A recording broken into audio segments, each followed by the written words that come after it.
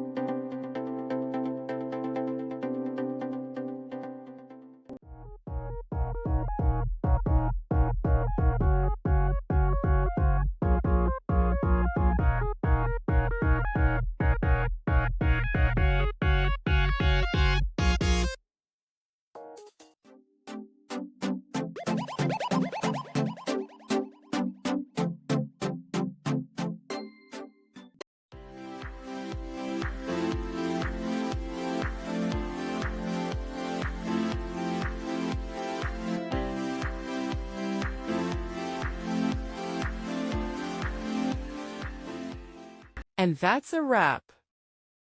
I hope you found the answer you were looking for. If you did, take a second to hit that subscribe button. It really helps out. And let me know in the comments which solution worked best for you. See you next time in the debug zone.